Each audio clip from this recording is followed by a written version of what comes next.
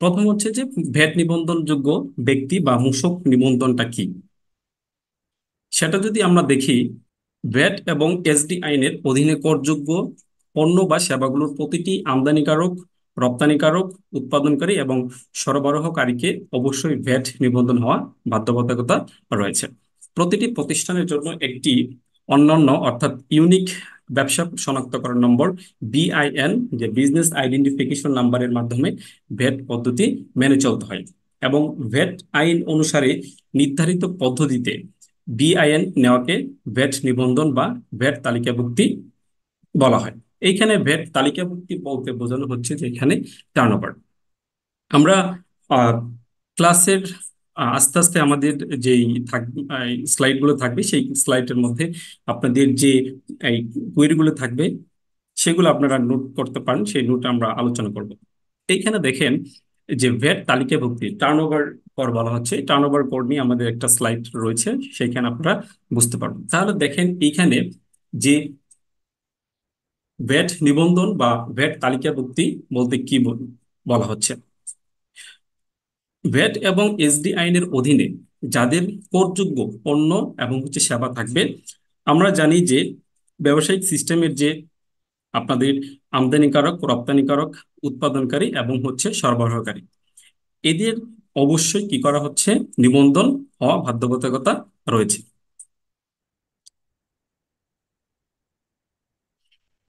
এই ভ্যাটটা জাতীয় রাজস্ব বোর্ড, এনবিআর, কাস্টমস, ভ্যাট এবং আবগারি শাখা দ্বারা নিয়ন্ত্রিত ও পরিচালিত হয়ে থাকে।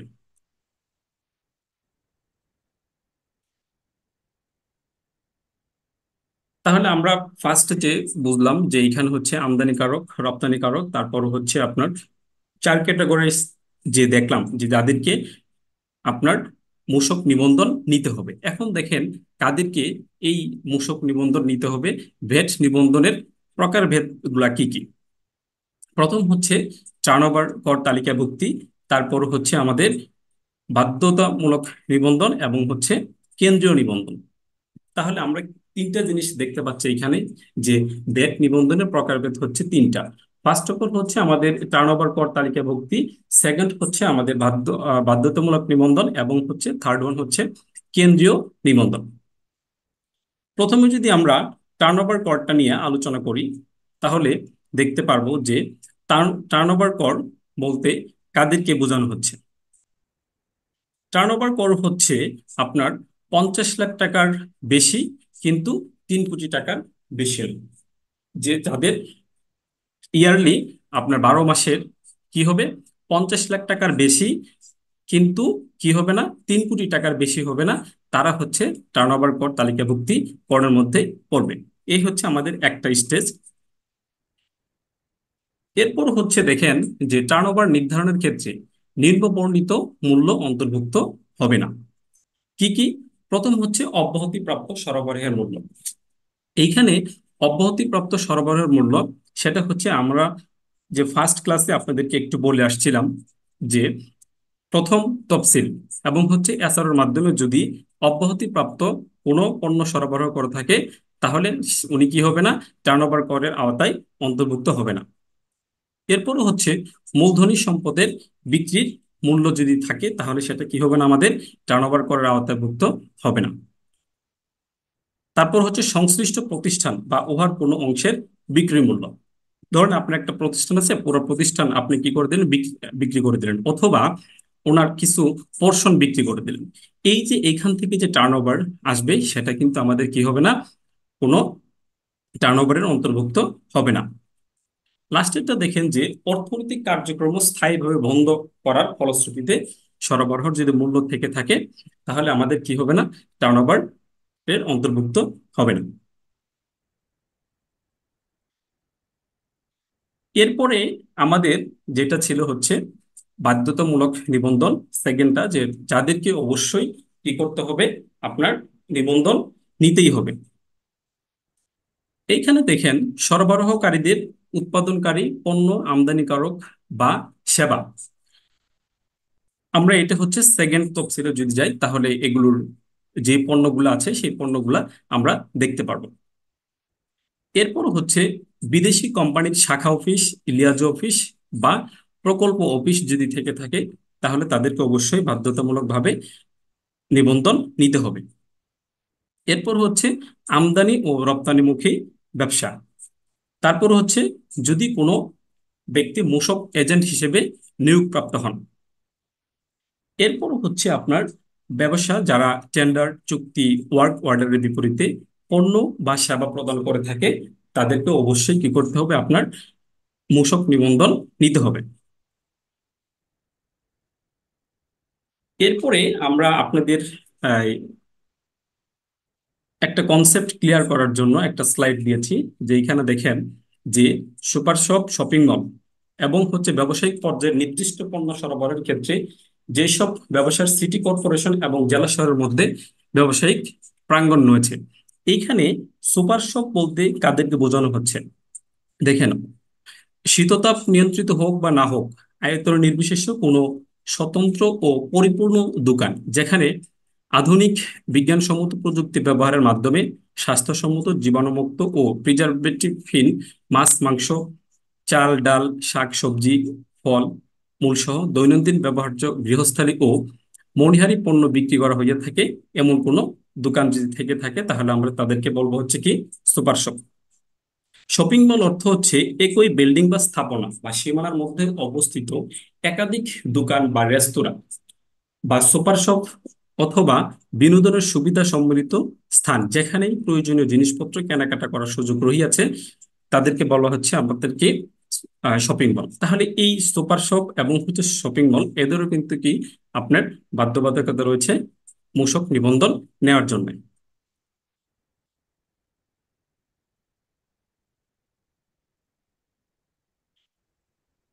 এরপর আমরা যদি আরেকটু কনসেপ্ট ক্লিয়ার করি, যে দ্বিতীয় তফসিলের যে পণ্য এবং হচ্ছে প্রোডাক্ট গুলো দেওয়া আছে, যে যাদেরকে বাধ্যতামূলক ভাবে আপনার নিবন্ধন নিতেই হবে, আমরা এখানে তিনটা টেবিল দেখতে পারবো। টেবিল একে আছে হচ্ছে আমাদের পণ্য, টেবিল আহ, দুইতে আছে হচ্ছে আমাদের সেবা, এবং হচ্ছে এই টেবিল এক এবং দুই ব্যতীত আরো কিছু পণ্য রয়েছে, সেটা হচ্ছে আমাদের তিনে দেওয়া আছে। এদেরকে অবশ্যই আপনার মূসক নিবন্ধন নিতে হবে। দেখেন এখানে ফার্স্টে হচ্ছে কি, টেবিল একের পণ্যটা হচ্ছে দেখেন, যাদের হচ্ছে মিল্ক পণ্য, স্টার্চ, গাম, গ্লুকোজ, তারপর হচ্ছে dextrose, molasses, lozenges, chewing gum, chocolate, noodles ও অন্যান্য খাদ্য সামগ্রী, বিস্কুট, চানাচুর ও অন্যান্য খাদ্য সামগ্রী, জ্যাম, জেলি, আচার, সস, চায়না ক্লে এবং হচ্ছে লাইম। এর সাথে রয়েছে আপনার marble, lead oxide, alum, sodium silicate, glycerine, acetic acid, melamine, antiseptic ঔষধ, পিগমেন্টস, বার্নিসেস ও পলিসেস, সকল প্রকার ইঙ্ক, তরল সাবান সহ সকল প্রকার সাবান।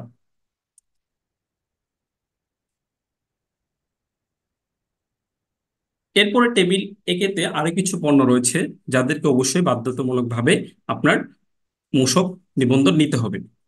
যাদের পণ্য হচ্ছে আপনার ডিটারজেন্ট, দিয়াশলাই, মশার coil, foam, PVC pipe, plastic container, plastic পণ্য, টায়ার, টিউব, রাবার প্রোডাক্ট, চামড়াজাত পণ্য, কাঠের পণ্য, particle board, insulation board, artboard, flight pulp, toilet paper, tissue paper, sanitary napkin, এবং হচ্ছে আপনার প্যাকেজিং ম্যাটেরিয়ালস, উলেন ফেব্রিক্স, তারপর হচ্ছে cotton yarn, cotton fabrics, synthetic fibre, nylon card, fishing net, knitted and cross fabrics, socks, readymades garments, scent papers, অ্যাসপেটেক্স, সকল প্রকার ইট জাতীয় পণ্য যদি থেকে থাকে, তাহলে অবশ্যই তাদেরকে কি করতে হবে, বিন মূসক নিবন্ধন নিতে হবে। এরপরে আরো রয়েছে এখানে কার্বন রক, সকল প্রকার সিরামিক এবং হচ্ছে পোর্সেলিনের তৈরি পণ্য, গ্লাসওয়্যার, স্ক্রেপ, সকল প্রকার এমএস প্রোডাক্ট, দেন হচ্ছে leaf spring sanitary ware, steel ingot, stainless steel, nails, copper and aluminium wire, এই সকল জাতীয় পণ্য। এই যে এখানে আপনাদের আরো কিছু এই রাইট সাইডে কিছু আরো পণ্য দেওয়া আছে, এগুলো হচ্ছে আপনাদেরকে, এই পণ্য যাদেরকে থাকবে, তাদেরকে অবশ্যই মূসক নিবন্ধন নিতে হবে। এরপর দেখেন আমাদের টেবিল 2 রয়েছে, ঠিক আছে। টেবিল 2-তে হচ্ছে আপনার সেবা প্রদানকারী কিছু প্রতিষ্ঠান আছে, এই প্রতিষ্ঠানকে অবশ্যই তাদেরকে মূসক নিবন্ধন নিতে হবে। কি কি হচ্ছে দেখেন, হোটেল, এখানে আবার একটা কথা আছে যে প্রজ্ঞাপন দ্বারা অব্যাহতির ক্ষেত্র ব্যতীত এদেরকে কি করতে হবে না, মূসক নিবন্ধন নিতে হবে না। তারপর হচ্ছে রেস্তোরাঁ, তারপর হচ্ছে ডেকোরেটরস ও ক্যাটার্স, মোটর গাড়ির গ্যারেজ এবং ওয়ার্কশপ, ডকইয়ার্ড নির্মাণ সংস্থা, পণ্যগার, বন্দর, বিজ্ঞাপনী সংস্থা এবং হচ্ছে ছাপাখানা যদি থেকে থাকে। তারপর দেখেন নিলামকারী সংস্থা, ভূমি উন্নয়ন সংস্থা, ভবন নির্মাণ সংস্থা, টেলিফোন, টেলিপ্রিন্টার, টেলেক্স, ফ্যাক্স এবং হচ্ছে ইন্টারনেট সংস্থা, সিম কার্ড সরবরাহকারী, যান্ত্রিক লন্ড্রি, ইন্ডেন্টিং সংস্থা, ফ্রেইট ফরওয়ার্ডস, ক্লিয়ারিং ও ফরওয়ার্ডিং সংস্থা, দেন হচ্ছে কমিউনিটি সেন্টার। এই যে এগুলো আপনি যদি দেখেন যে এদের হচ্ছে কি সেবা টাইপের বিজনেস, ঠিক আছে, এদেরকে অবশ্যই যে এরা হচ্ছে কি সেবা প্রদান করে থাকে, তাহলে এই যে যারা এই টাইপের মধ্যে পড়বে তাদেরকে অবশ্যই আপনার নিবন্ধন নিতে হবে।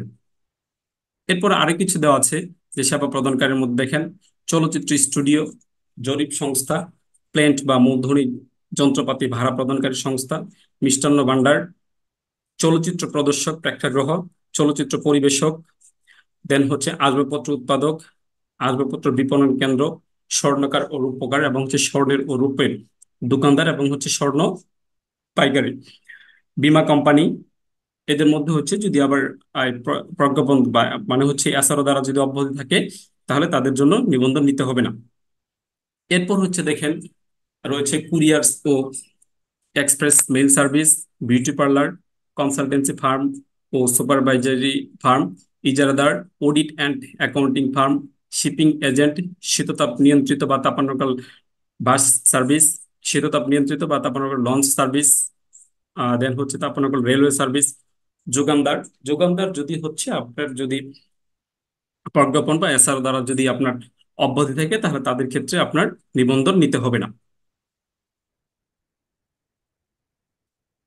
এরপর দেখেন আরো কিছু রয়েছে এখানে সেবা প্রদানকারী, যে satellite cable operator, satellite channel distributor, security service, television ও অনলাইন সম্প্রচার মাধ্যমে অনুষ্ঠান সরবরাহকারী, হেলথ ক্লাব ও ফিটনেস সেন্টার, খেলাধুলার আয়োজক, পরিবহন ঠিকাদার, খাদ্যশস্য পরিবহন ব্যতীত, যানবাহন ভাড়া প্রদানকারী, আর্কিটেক্ট, ইন্টেরিয়র ডিজাইনার বা ইন্টেরিয়র ডেকোরেটর যদি থেকে থাকে, বিদেশি শিল্পী সহযোগী বিনোদনমূলক সংস্কৃতি এবং হচ্ছে অনুষ্ঠান আয়োজক।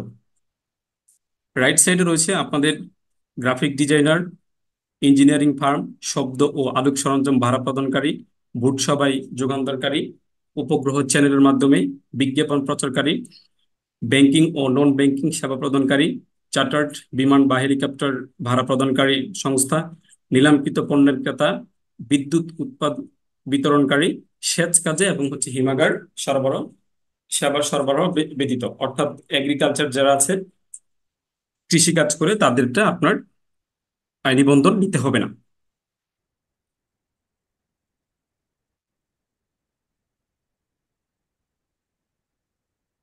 এরপরে আরো এখানে অনেকগুলো দেওয়া আছে, ঠিক আছে। এখানে দেখেন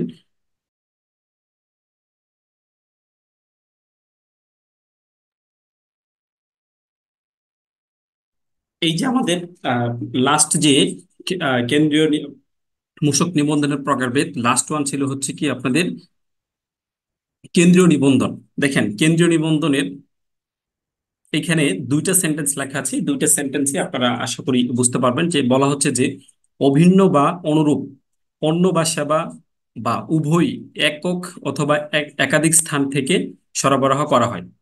সমস্ত হিসাবরক্ষক, ট্যাক্স রেকর্ড এবং হচ্ছে রেকর্ড একটি সফটওয়্যার ভিত্তিক স্বয়ংক্রিয় সিস্টেম কেন্দ্রীয়ভাবে রক্ষণাবেক্ষণ যদি করা হয়ে থাকে তাহলে আমরা সেটাকে কেন্দ্রীয় নিবন্ধন বলে থাকি।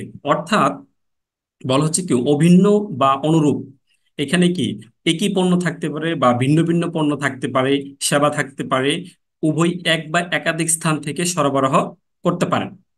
কিন্তু আপনার হিসাব রক্ষণ যে আছে ট্যাক্স ভেট জমা দিবেন হচ্ছে, এবং রেকর্ড থাকবে, এবং হচ্ছে কি একটা সফটওয়্যার ভিত্তিক থাকবে। সেটা যদি আপনি মেনটেন করেন, তখন আপনি সেটা হচ্ছে কি আমাদের কেন্দ্রীয় নিবন্ধন হিসেবে গণ্য হবে। এই ছিল হচ্ছে আপনাদের যে তিনটা পয়েন্টস, তিনটা প্রকারভেদ আমাদের। লাস্ট হচ্ছে কেন্দ্রীয় নিবন্ধন। এখন আমাদের এই নিবন্ধন বোঝার পরে যে কে কে কোন ক্যাটাগরাইজ, কোন মূসক নিবন্ধনে কোন টাইপের মধ্যে পড়বে, নেয়ার পরে হচ্ছে আমাদেরকে যেতে হবে হচ্ছে কোথায়, অনলাইন রেজিস্ট্রেশনে। এখন এই অনলাইন রেজিস্ট্রেশন প্রসেসিংটা যদি আমরা দেখি, প্রথমে হচ্ছে দেখেন এইখানে online VAT registration, online VAT. যদি আপনার যে কোনো একটা প্রোডাক্ট বা পণ্য যদি ওই আমাদের যে তিনটা টেবিল থাকে এবং হচ্ছে কেন্দ্রীয় নিবন্ধনের মধ্যে পড়ে থাকে, তাহলে আপনাকে এই অনলাইন আওতায় আসতে হবে। অনলাইনে আওতায় আসার জন্য আপনাকে কিছু প্রসেসিং আছে। সেই প্রসেসিং এর প্রথমেই হচ্ছে আমাদের সাইন আপের একটা বিষয় আছে। সেই সাইন আপটা কি, আমরা গুগল ক্রমে বা গুগলের থেকে এই যে www.nbr.gov.bd এখানে গিয়ে সাইন আপ করে নিব। এরপরে এখানে আমরা একটা রিসিপ্ট আইডি এবং হচ্ছে পাসপোর্ট ইমেইল দিতে হবে। এরপর হচ্ছে log in by the ID and হচ্ছে পাসপোর্ট। আপনি যে সাইন আপ করলেন, সাইন আপ করার পরে আপনি সেই ইমেইলে চলে যাব হচ্ছে একটা লগ ইন আইডি এবং হচ্ছে পাসপোর্ট। সেই লগ ইন আইডি এবং পাসপোর্ট দিয়ে আপনাকে কি করতে হবে, লগ ইন করতে হবে। লগ ইন করার পরে আপনাকে মূসক 2.1 যে নিবন্ধন ফর্ম আছে আমাদের, মূসক 2.1 নিবন্ধন ফর্ম হচ্ছে মূসক 2.1। এইখানে আপনি যদি নিউ রেজিস্ট্রেশন হয়ে থাকেন তাহলে নিউ রেজিস্ট্রেশন, আর যদি আপনি ওল্ড রেজিস্ট্রেশন হয়ে থাকেন তাহলে হচ্ছে আপনি রি রেজিস্ট্রেশন দিয়ে সিলেক্ট করতে হবে। এরপরে আপনাকে এক একটা ধাপে স্টেপ বাই স্টেপ যেতে হবে, যে fill the requirement and upload required document. এরপর হচ্ছে যদি আপনার এই প্রসেসিং হওয়ার পরে, পুরোটাই সাবমিশন হওয়ার পরে, এইটা আপনার inspection by local vet office according to address. এই যে আপনি একটা যে ট্রেড লাইসেন্স দিয়েছেন, সেই ট্রেড লাইসেন্স অনুসারে আপনি যে একটা অ্যাড্রেস ছিল, সেই অ্যাড্রেস অনুযায়ী লোকাল ভেট অফিসার যে আছে সেই উনি চাইলে ইন্সপেকশন করতে পারেন। বেশিরভাগ এখন পর্যন্ত ওরকম হয় নাই। আপনার সাবমিশন করার পরে এটা অটোমেটিক্যালি অ্যাপ্রুভ হয়ে যায়, যদি আপনার কাগজপত্রে কোনো ত্রুটি না থাকে।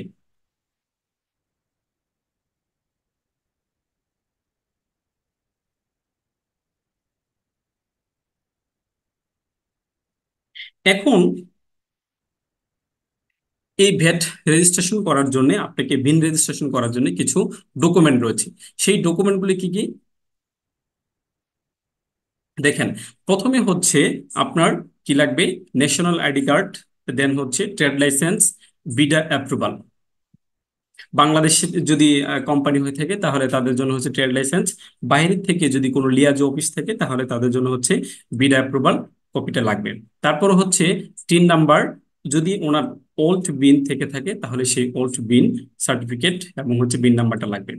তারপর হচ্ছে bank account number, latest bank statement, অথবা ব্যাংক সলভেন্সি যদি আপনি নিতে পারেন তাহলে সেটা আরো স্ট্যান্ডার্ড হয়। এরপর হচ্ছে বিজনেস অ্যাড্রেসটা লাগবে।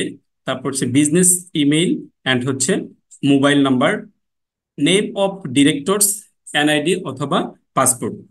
এখন যদি ডিরেক্টরস থাকে, সেই অথরাইজেশনের সেই নেম লাগবে এবং হচ্ছে ওই ডিরেক্টরের এনআইডি এবং হচ্ছে পাসপোর্ট নাম্বার, যেটা আপনাদের কাছে থাকবে সেটা নিয়ে কাজ করতে হবে। এরপর হচ্ছে incorporation number for limited company, then হচ্ছে আইআরসি অ্যান্ড ইআরসি সার্টিফিকেট লাগবে। তারপর হচ্ছে শেয়ার অফ অনার্স অথবা directors or head of entities. আপনারা যে ওনাদের একটা ডিড কপি নেবেন, সেই ডিড কপির মধ্যেও আপনাদের এই শেয়ার অফ অনার্স, অনার্সের যে শেয়ার পার্সেন্টেজটা ওই ডিড কপির মধ্যে দেয়া থাকে। এরপর হচ্ছে layout plan in one page for manufacturing company. যদি আপনি সেই বিনের বিনটি যদি ম্যানুফ্যাকচারিং কোম্পানি হয় তাহলে মাস্ট বি লেআউট প্ল্যানটা লাগবে। এরপর হচ্ছে লিস্ট অফ মেশিনারি অ্যান্ড হচ্ছে ইকুইপমেন্ট ম্যানুফ্যাকচার কোম্পানির জন্য। এই ছিল হচ্ছে আমাদের যে অনলাইন কিভাবে আপনি আবেদন করবেন, তারপর হচ্ছে অনলাইন করতে গেলে আপনার কি কি ডকুমেন্ট লাগবে, সেই ডকুমেন্টগুলো এখানে একটা একটা করে আপনি কালেক্ট করবেন। কালেক্ট করার পরে আপনি ড্রাফটিং করবেন। ড্রাফটিং করার পরে আপনি অনলাইনে ঢুকে এক একটা করে ইনপুট দিয়ে আপনার কাজ করতে হবে। To commence economic activity flowing registration. তারপর হচ্ছে আপনার close of economy activity. Then হচ্ছে আপনার the economy activity has been declared as exempted. এরপর হচ্ছে annual turnover falls below the limit of registration for 2 consecutive years। এখন আপনি যখন টার্নওভার মূসক নিবন্ধন নিয়ে ফেলছিলেন, ঠিক আছে, তো আপনি দেখলেন যে 50 লাখ থেকে 3 কোটি এই কনজিকিউটিভ ইয়ার, যে 2 ইয়ার্স, আপনি 2 বছর সেটা ফিল আপ করতে পারেন নাই, লিমিট ওইটা আপনার আসে না, তখন আপনি এই টার্নওভার যে মূসক নিবন্ধন সেটা আপনি ইচ্ছা করলে ক্যান্সেল।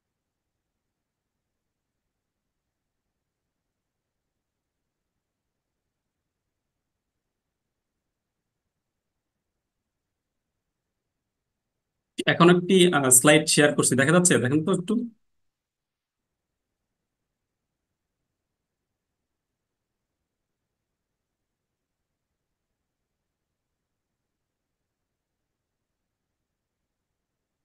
ওকে, দেখেন আমরা যে আপনাদের লেকচার শিট দিয়েছি সেখানেও সামারি করে দেওয়া আছে, এবং হচ্ছে আমি যে প্রেজেন্টেশন স্লাইড দিয়েছিলাম সেই স্লাইডেও সামারি করা দেওয়া আছে।